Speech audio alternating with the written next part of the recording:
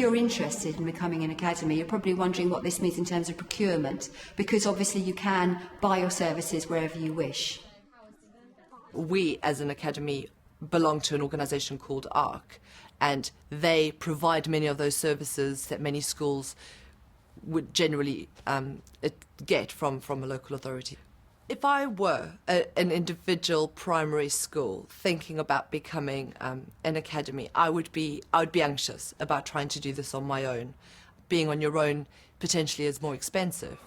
Our experience has been that it has been less expensive. If we do need a service, we do not have to rely upon the local education authority. We can go out into the marketplace and buy in whoever we think would do the best job. I definitely feel I've got value for money in being able to outsource myself. It is quite time consuming though, so you do have to think that somebody else other than the head probably has to be responsible for these things, which brings it back to the finances director or bursar in the school.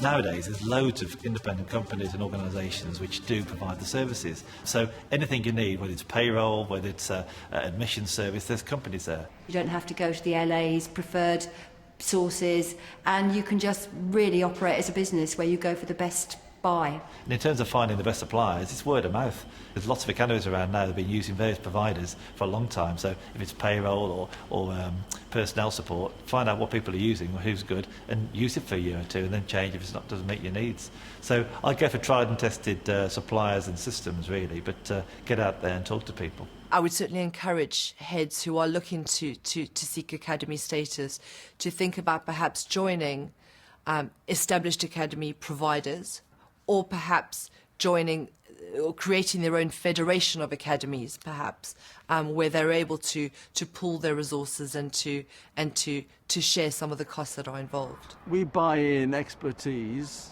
and support when it's necessary. We're not tied into a contract. When we need somebody, we use a pot of money that we set aside to buy in the people that we need.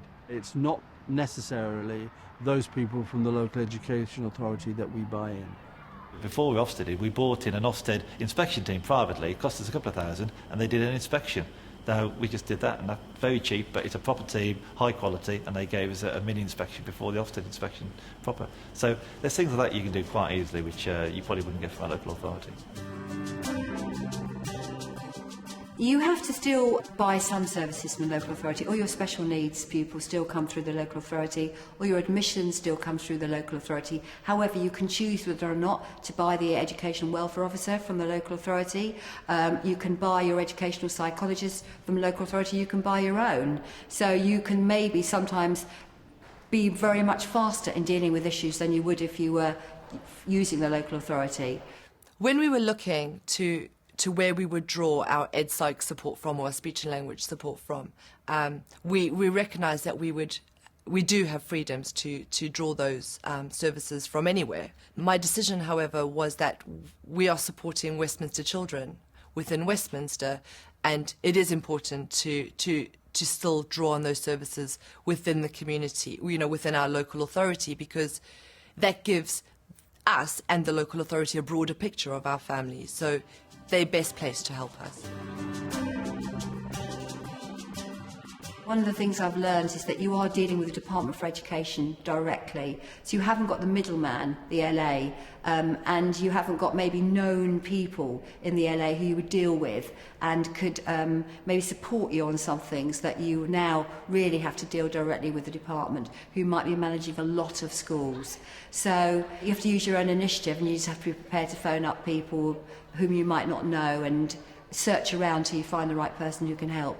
So I suppose one of the things has been dealing with such a large institution, which is the Department for Education, as against dealing with a smaller local authority.